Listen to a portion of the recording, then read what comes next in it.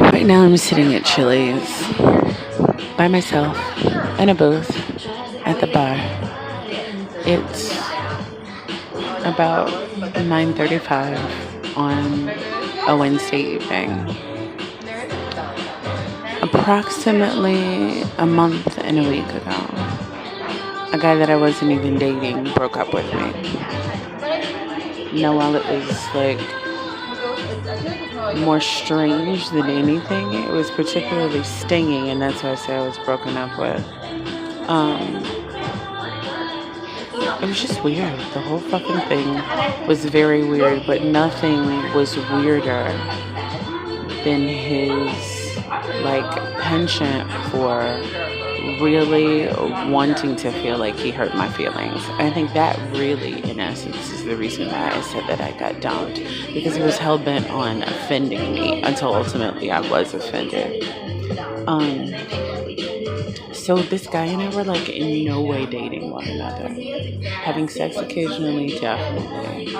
It was like miscible sex too. It wasn't anything to write home about by any stretch of the imagination. And it was kind of always that way because I couldn't get to a place with him. I typically need to have like good, successful sex with a person.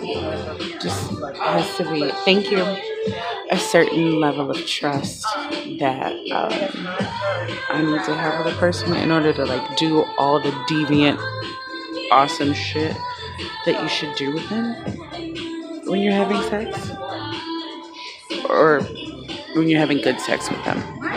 Anyway, I digress. So, this guy inadvertently reveals to me that he's, quote, getting serious. No. Things are serious with a person, a girl, Abby. So the admission only came after I asked just the right pointed questions to lead to the ultimate conclusion. So we were at what was supposed to be like a rain check type dinner for his birthday, which, mind you, he requested because I didn't show up to any of his like social things surrounding his birthday. Now,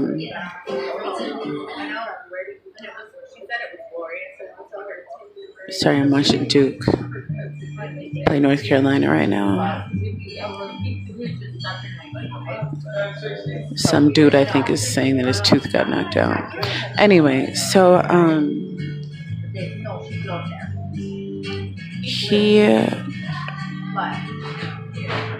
we're at this rain check dinner, and he says, or no, I asked, why were we meeting at this particular place or in this area, as opposed to like him being cooked a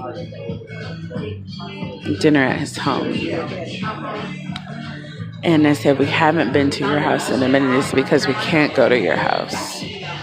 And he answered the question truthfully, that being at his house wasn't a good idea. So I pressed the issue because I'm curious as to why. Like, did something happen? You got family visiting, lingering from the holidays? Something was up. Thank you. So,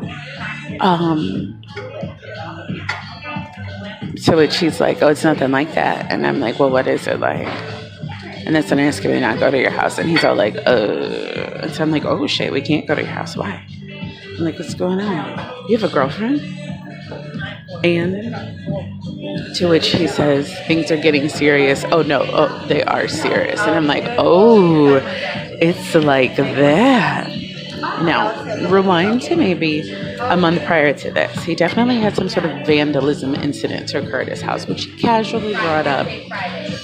Like, hi, yep. Thank you. Thank you so much. I got the just bacon burger, but no bun. Mm-hmm. Right? And broccoli instead of fries. They were supposed to bring me some garlic butter though. I do need that. I need that. Yeah. Exactly. There's no carbs in butter. There's no carbs in butter. We're all good. Thank you. So, hashtag perks of eating alone. So, shit. After he casually brings up that his house is vandalized, he starts like going down this whodunit-ass clue type checklist, trying to like reason through who might have done it. And I'm like, well, who has a vendetta to do it? Like, don't give me a motherfucking situation that you don't want uncovered, because I'm committed to uncovering shit. Anyway, so he's talking about like the facets of it that he cares to share. And it seemed like it was detailed enough, but I come to the very logical conclusion that this was done by a woman. I'm sorry, I fucked up. I said that his house was vandalized. His house was vandalized. That's the portion of the story that he kept from me that I ultimately found out days later. His vehicle was vandalized. Petty Betty spray painted his windshield, his side mirrors, and his brake lights. Not the whole brake light, but only the portion of the brake light that turns on when you're in reverse. That part, the little white part. Now, this was clearly done by a woman, which I surmised. Then we started talking about cameras or like Ring doorbells. Well, he started talking about cameras. Then I was like, what are you going to have, closed circuit television? What is this, 1992? Like, get a fucking Ring doorbell. Shout outs to Ring doorbell. Anyway, so I come to that conclusion and I'm like, yeah, cool, whatever. Like that thing, it happened to you. Moving on, catch you later. So a couple days later, he calls me and he's like, where are you? And I'm like, near downtown. He says, can you swing by my place and see if I left my garage door open? I'm nervous that I left my garage door open. Wonderful. Thank you. So I'm in the neighborhood. I swing by. His garage door, in fact, is not open, but someone has spray painted the side of his house. Like, fuck that shit up. And it has evidently been either power washed or like some sort of chemical something on it or whatever. Prime, for paint, something. And so I call him back and say, hey, you failed to fucking mention that the side of your house had been spray painted. It's like, oh, I thought I told you that. No, I bet you remember a doozy like that. So that shit was never said, but I mean, obviously purposely so. So, whatever, you got your secrets. You've had your secrets the entire time. Mind you, we've probably been talking for like a year. And I say talking very loosely. I was dating someone else who I was getting tired of. He was interested or acted interested in going on dates and things like that. And going out, ultimately fucking. He was very... These ladies that just donated to St. Jude's from around the block. Very nice.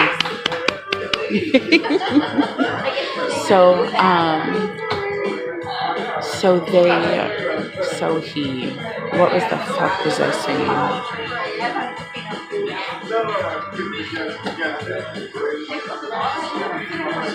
House was spray painted, all of that. He decidedly left that out. It was a creep move, but it was just indicative to the whole, like, bullshit. So for a year, I've been trying to uncover something that tells me that this guy thinks that I'm a person and not just a whole. Because it's not uncommon that that's a predicament that women find themselves in, right? This is no surprise to any woman that is listening to the sound of my voice right now. And it's probably not surprising to any man who's looked at a woman as just a whole. What may be surprising is thinking that sex with said whole could be made better if the man paid attention to like things beyond the orifice. But that is not like easily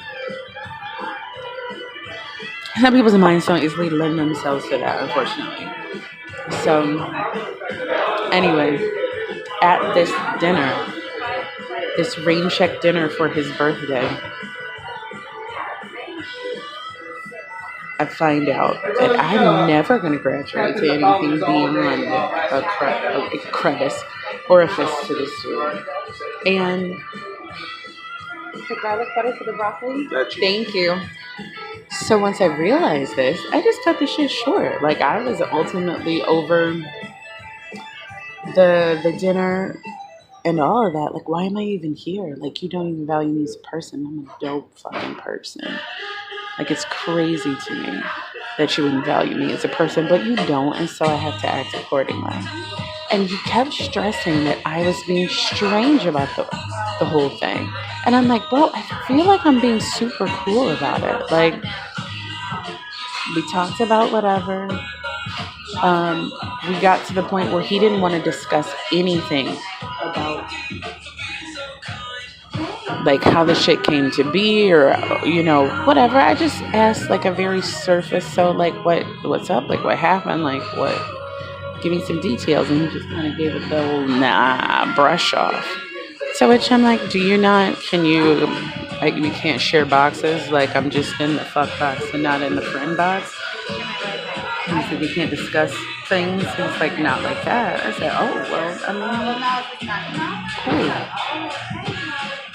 You're not interesting to me on another level than that. And I was even like, look, I'm not going to say he was a pity fuck. He was like a vanity fuck. Like, you're into me. I'm not necessarily into you. But I thought you were into me. I mean, call that ego. Call that whatever. But I like to fuck people that are into me. So it somehow makes it all better. Call me crazy.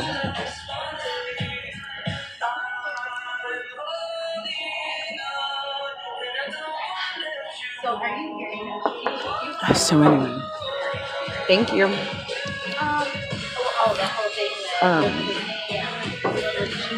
I said I felt like I was being cool about it. He asked if I felt like I was being cool because I wasn't throwing in water in his face or turning the table over. To which my retort was, do you feel like I should be throwing water in your face and turning the table over? Like, what the fuck was the point of his question? He also asked me if I felt like we were going to end up walking down the aisle, to which I immediately scoffed and laughed. Because I true as shit did not fucking think that. But, do I want you to be like some weird truth omitting creep either? No. I'm not cute enough. My sex ain't good enough. I don't want to feel duped at the end of this situation. I didn't present you anything to feel duped by or about. So, yeah, no. But, I mean, it's just a mark of a man. Like, it shows the type of person you are, it shows the type of person I am. It is what it is. Before I could get out of there good, he did everything within his power to try to insult me. Like,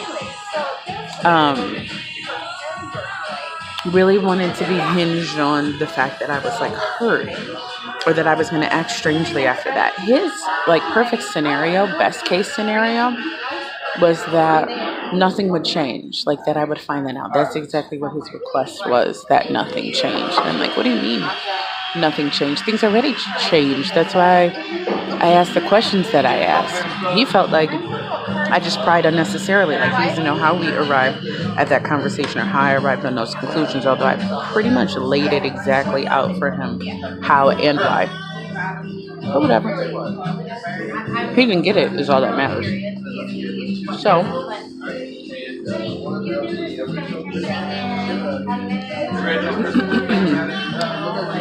we walk out of the restaurant and get to my car. He walks me to my car, for fuck's sake. Walks me to my car, and as I'm opening the door, he's like, well, I'm sorry. And I'm like, no, for what? Sorry for fucking what? For liking somebody more than you like me? I'm good, bro. You don't have to apologize for that. I didn't go so far as to say, I like a lot of niggas more than I like you, but because I'm not a bitch. It's fine.